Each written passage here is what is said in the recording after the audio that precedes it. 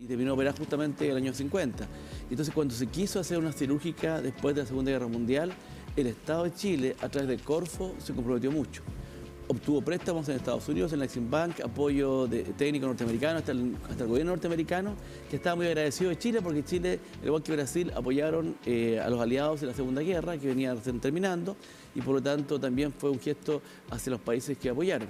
Entonces, con apoyo norteamericano, de Corfo, de empresas privadas norteamericanas, de muchos ingenieros chilenos, se hizo esta industria que partió como un emprendimiento privado, pero en que el Estado era muy importante. Primero, Corfo fue el que contrató a todo el mundo y después se creó la compañía de Acero del Pacífico, que fue la gran empleadora que empleó los 600 trabajadores con que partió la industria y después tuvo una vida propia, en que en algunas épocas el Estado tuvo una participación mayor, el Estado la estatizó, pero después de los años 80, si alguien recuerda lo que fue el capitalismo popular, se privatizó nuevamente y hoy día es una empresa controlada por capitales privados. De hecho, desde 1946, ya desde sus inicios, ¿cierto?, de un territorio que estaba totalmente desolado, se convirtió en un territorio protagonista donde el acero fue parte y es parte importante de una industria estratégica a nivel nacional. Un territorio desolado. Era esta hermosa zona llena de bosques y lagunas, ¿no es cierto? Eran fundos que tenían destino lechero, agropecuario, y el caso de Huachipato específicamente fueron 6 fundos grandes que se expropiaron 1000 hectáreas. El fundo más importante, el de Huachipato, que era de José Maritano, que fue la base de la industria. La industria ocupó 200 hectáreas, un poco más, pero se compraron 1000 para poblaciones obreras, para industrias anexas, para futuras ampliaciones. Se hizo con mucha visión y así entonces este paisaje rural fue cambiando poco a poco a un paisaje muy urbano. Que a eso me refería, doctor, porque este territorio que donde convergía hasta la naturaleza, ¿cierto? De alguna forma llegó todo este impacto industrial al territorio y vemos como que también toda la identidad campesina se vio de alguna forma de frente con todo lo que era la industria del acero y también las actividades y las personas que trabajaban en el territorio. O sea, fue una revolución, lo mismo que ocurrió en Lota con el carbón, donde personas que eran indígenas, que eran agricultores, campesinos, vieron transformado su entorno, dramáticamente cambiado el paisaje y tuvieron que aprender una actividad nueva para la cual nadie estaba preparado. Entonces ahí se observa, yo recuerdo, hay unas imágenes en que aparecen los locomóviles, estos aserraderos móviles, que cortando los bosques ahí frente al mar, generando primero el muelle, limpiando el espacio y poco a poco quedó todo transformado como lo vemos hoy día. Ahí está la Profesor, de hecho estamos viendo en imágenes, también la gente no puede estar acá, estamos mostrando imágenes de antiguamente de lo que era Huachipato. ¿De qué año, profesor, son estas imágenes aproximadamente? Del año de la inauguración, la empresa se inauguró en noviembre del año 50, fue una gran fiesta, ¿no es cierto? Y esto corresponde a los primeros 5 años de funcionamiento, en que la empresa nunca ha dejado de crecer, porque recordemos que inauguró después un segundo atorno, una laminadora. Ahí está justamente la inauguración. Ahí está el obispo Alfredo Silva Santiago bendiciéndolo. Vino completo el curso de la escuela militar. Están presentes ahí. El presidente que estaba entonces en funciones era el presidente Gabriel González Videla, radical. Pero Juan Antonio Ríos fue protagonista, el presidente de Chile, que era de Concepción. Y por eso su nombre, Juan Antonio Ríos, lleva lo que la gente conoce como Higueras, que fueron las primeras poblaciones que se construyó para los funcionarios. Icónicas de Talcahuano. Y hay que tenerlo presente porque fíjense que en Lota la industria era dueña de las casas, las prestaba a los trabajadores y si eran echados tenían que ocupar todo. En cambio aquí fue una política distinta, de hacer una especie de ciudad abierta, en que los trabajadores en su gran mayoría fueron propietarios y se incorporaron a la ciudad y fueron creándose otras poblaciones a través del tiempo. Así que realmente fue un aporte urbanístico Huachipato a la Gran Concepción. Acá vemos de hecho una imagen del acceso a Huachipato que fue camino a la adicción desde el río Biobío y esta es la parte central al sur de las instalaciones donde estaba la industria anexa. Cuéntenos cuáles eran las características del territorio en esa época y cómo también era la conectividad, porque muchos de ellos se tenían que trasladar a este sector con bastante distancia.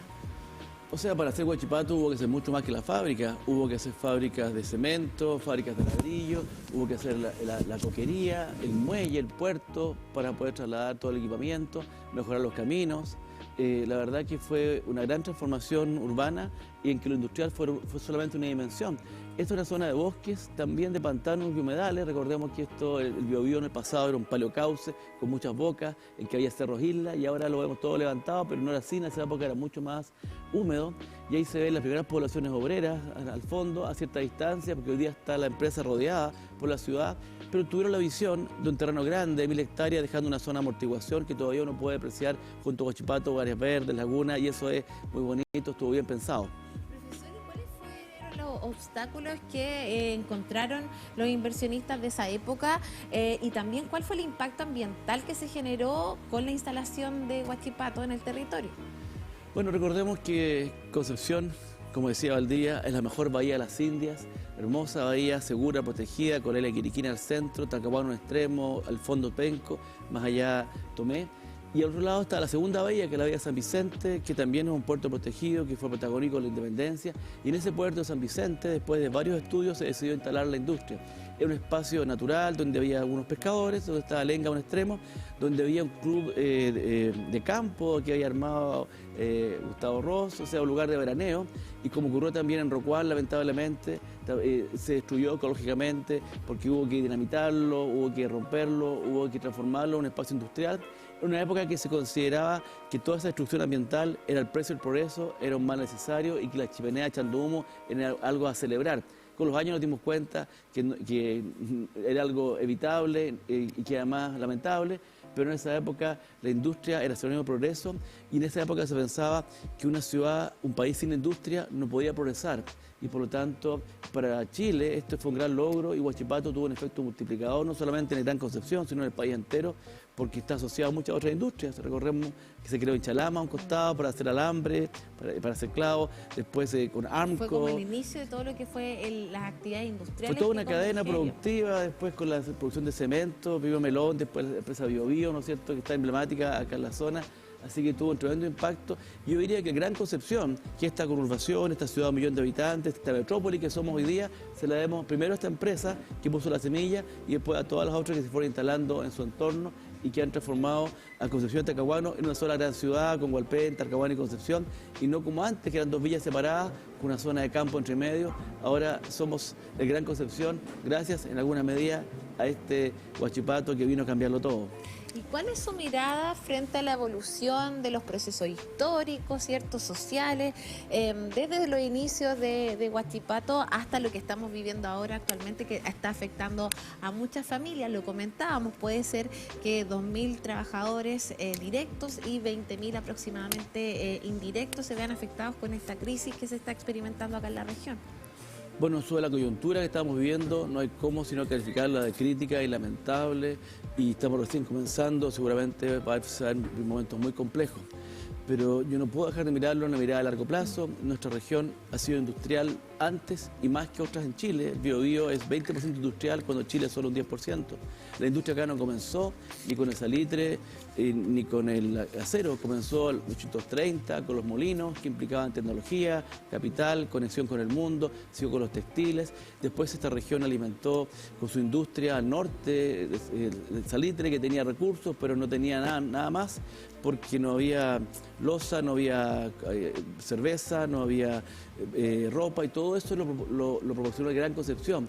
Así que en el fondo siempre hemos estado conectados al norte y al centro como una gran provincia industrial, y eso ayuda a los recursos naturales, las bahías, la población, que han hecho de Concepción una gran región industrial, no solo en Talcahuano, sino desde Tomé en el pasado hasta Lota y Coronel, incluso más allá, hasta el carbón de Lebu. Pero varias de esas industrias también con el tiempo han ido quedando superadas por la tecnología. El carbón hoy día ya no sirve como antes, los molinos tienen otra dinámica, y el acero hemos visto que por las economías de escala de los grandes países, por las ciencias tecnológicas y ambientales, cada vez se hace más complejo. Esta crisis del acero ya la habíamos vivido antes con Turquía, antes con México, con China varias veces. Yo he estado en China un par de veces y son industrias gigantescas que en épocas de crisis lanzan al mundo su producción a costos muy bajos, con apoyo del Estado.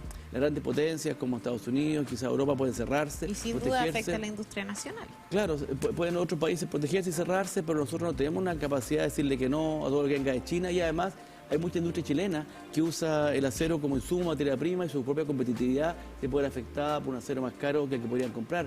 Así que más allá de la coyuntura, la sobretasa y el caso de China, hemos visto en los últimos 20 años y más cómo a la industria del acero le cuesta mantenerse viva y vigente en Chile y en nuestra provincia. Pero profesor, usted ahí lo comentaba respecto a China, ¿cierto? A estos países que sin duda son potencias a nivel mundial. ¿Cómo protegemos a la industria nacional? ¿Cómo protegemos también a todos los trabajadores de nuestro país que se desempeñan en diversas actividades productivas y que de alguna forma también están viendo en este caso de lo que está ocurriendo con Huachipato quizá bastante incertidumbre frente desde el punto de vista económico?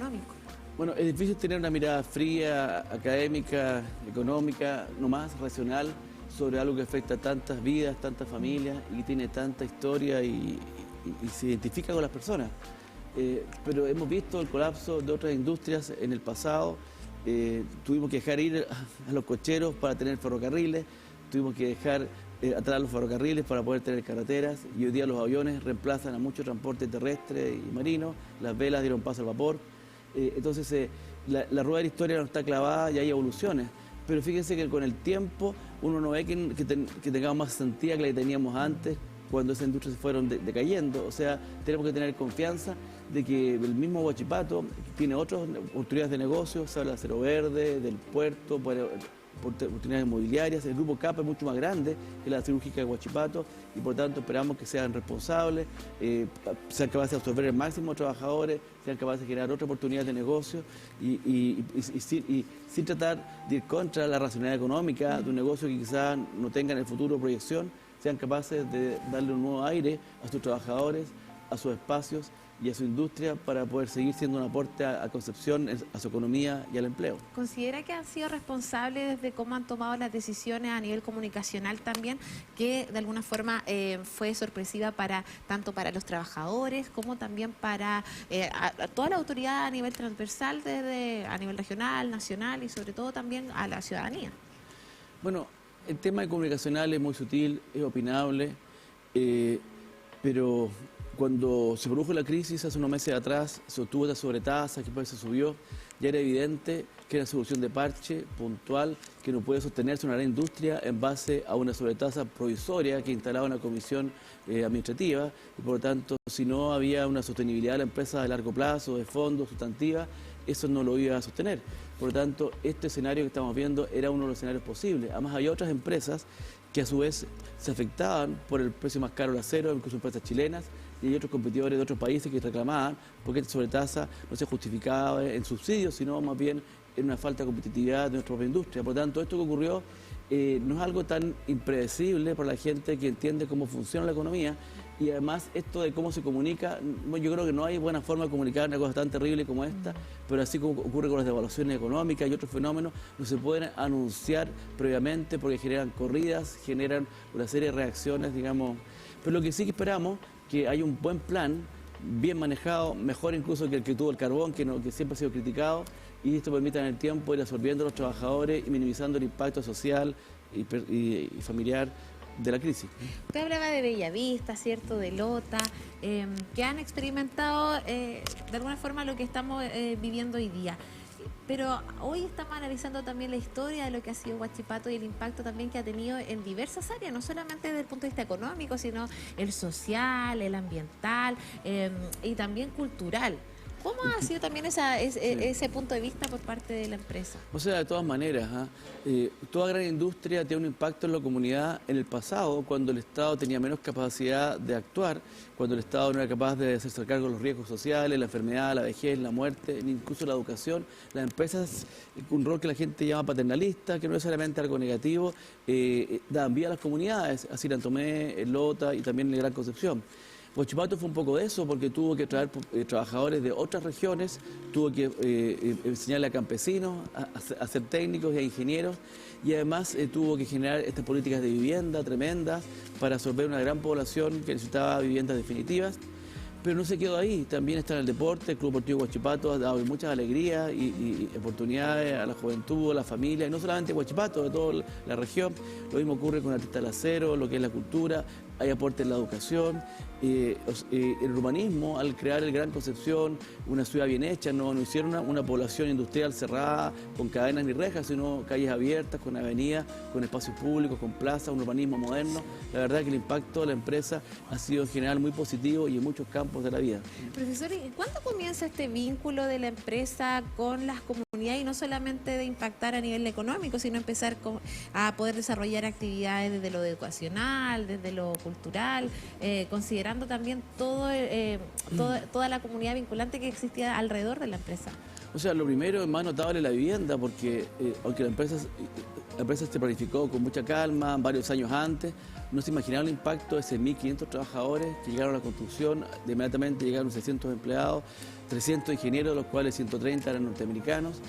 Eso implicó construir barracas provisorias en el mismo lugar de la construcción, pero rápidamente, ya en el año 50, todavía no se terminaba de inaugurar la fábrica, se estaba levantando higueras, ¿no es cierto? Después Villa San Martín, Huachicop, Villacero, y en el centro de Concepción, un edificio que estaba a medio de construir, después del terremoto del 39, lo que es la diagonal hoy día, la Plaza Perú, que se le llamó el barrio gringo, donde muchos de estos ejecutivos norteamericanos fueron capaces de instalarse, vivir y fueron parte de nuestra comunidad por muchos años. Poco a poco se fue traspasando la administración a los chilenos, los norteamericanos se fueron volviendo, pero también esa convivencia con una comunidad inmigrante, residente, también impactó.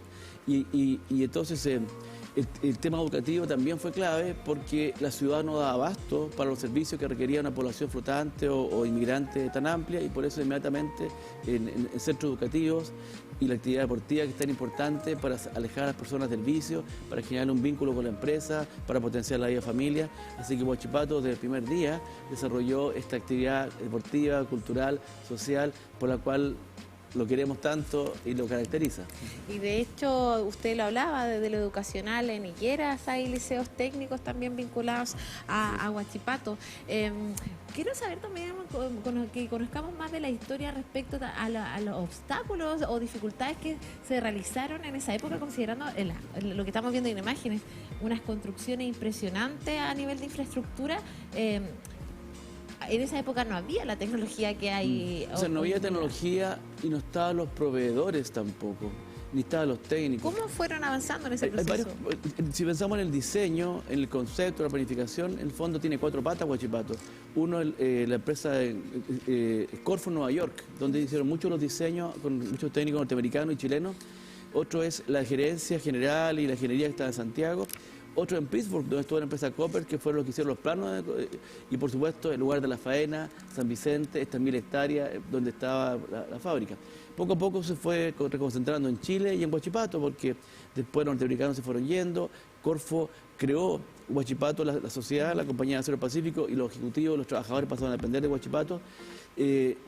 Hubo una gran negociación de un contrato entre el Estado de Chile y los norteamericanos, en que Chile cuidó mucho su dignidad. El primer gerente general fue chileno, los norteamericanos apoyaban la planificación, etcétera, asesoraban, pero los chilenos estaban al frente, y a medida que se fueron formando ingenieros preparados que venían a hacer la práctica acá, de la Universidad de Chile, de Concepción, de la Católica, cada vez más los chilenos y la gente de Concepción fueron tomando el control técnico de la operación. De hecho, ahí hubo un proceso de transición, ¿cierto? ¿Cómo se experimentó también lo que usted me comenta? O sea, yo he estudiado la literatura donde no aparecen grandes fricciones, puede que haya habido en el día a día, pero la inauguración por ejemplo, ese que fue ahí en noviembre del año 50, se nota, ahí estaba el embajador norteamericano, los gerentes de la empresa que vinieron de Estados Unidos, pero también estuvo la escuela militar completa, mostrando que para Chile este es un acto de soberanía económica, de independencia, la independencia política. Mire qué cosa más metafórica. En el año 1813 comenzó la etapa bélica de la independencia de Chile con el desembarco de la expedición de Antonio Pareja en la Bahía San Vicente. Ahí empezó la guerra de independencia como guerra. Antes había sido la Junta de Gobierno en Concepción, en Talcahuano y en San Vicente. Y 120 años después, o 130 en realidad, justamente la misma Bahía San Vicente, donde todavía se encontraban balas, fue el evento clave de la independencia económica de Chile, porque se pensaba que desde la industria, sobre todo de la siderúrgica, que era la industria clave para poder desarrollar cualquier otra, que en el caso de Chile fue un ejemplo para América Latina esta planta, también íbamos a liberarnos, emanciparnos económicamente, y por eso era tan importante que esta industria pudiera existir. Tiene un sentido económico, pero tiene un sentido político, y eso vale la pena recordarlo. ¿Y cómo también se experimentó, o cuál era la mirada de los otros países frente a la siderúrgica de Huachipato durante esos años? Bueno, recordemos que yo decía que está conectado con el fin de la Segunda Guerra y cómo Estados Unidos le exigía a sus aliados romper con el eje si quería ser parte del sistema que surgía de la posguerra. Si Chile quiso ser, como lo fue, fundador de Naciones Unidas, fundador del Banco Mundial, fundador del FMI, tenía que romper con el eje, y por eso nosotros le declaramos la guerra a Japón ya cuando estaba terminando la Segunda Guerra Mundial. O sea, nos mantuvimos neutrales todo lo que pudimos, porque en Chile había una gran presencia también alemana, pero finalmente nos aliamos con los aliados y rompimos con el eje. Y Estados Unidos premió a Chile y a Brasil por eso, generando en Brasil Volta Redonda, acá Huachipato, y Argentina quedó fuera, porque Argentina había tenido mayores ambigüedades sobre sus lealtades en la Segunda Guerra, se benefició mucho también económicamente con la exportación de grano y de ganado, y por eso entonces fue una señal de que Chile era un país que estaba alineado con los Estados Unidos y que estaba, gracias a eso, creciendo, desarrollándose como una potencia industrial. No fue un gran negocio Huachipato, ¿eh? Era difícil que una empresa como esa pudiese ser competitiva en un país tan lejano, no había las vías de transporte, no había corredor oceánico, que todavía no hay, el transporte marítimo era más atrasado. No fue un gran negocio desde el punto de vista económico, pero simbólicamente fue importante y fue una industria que tuvo un efecto de demostración para otras, que generó técnicos. Y recordemos que hubo que hacer fábricas de ladrillos, fábricas de tubos, fábricas de cemento. El coque, que también fue muy importante para la que se usó como materia prima, también para otras industrias. Se hizo una fábrica de gas que inmediatamente alimentó de gas a Concepción, Penco y Talcahuano. O sea, la modernización de la ciudad entera también se le debe a la tecnología asociada a Huachipato. Así que es mucho más que una fábrica de acero, y eso lo hay que tener presente, que al momento de cerrarla lo que se pierde es mucho más que una acería. Claro, es un elemento de la identidad que nos da a nosotros nuestra robustez como ciudad industrial. No somos Concepción una ciudad dormitorio ni una ciudad balneario, somos una ciudad que es universitaria y que además es industrial, y cuando una dimensión de eso se daña o se pierde, pucha, yo creo que nos afecta a todos, ¿eh? Profesor, para ir culminando la entrevista, ¿qué pierde la región del Biobío con la suspensión de operaciones de Huachipato desde el punto de vista histórico, social y económico? Bueno, ya todos ha pasado el tiempo suficiente para ver qué perdimos cuando se perdió el carbón, que ya se cumplieron 30 años del cierre de las minas principales en Acar, ¿no es cierto?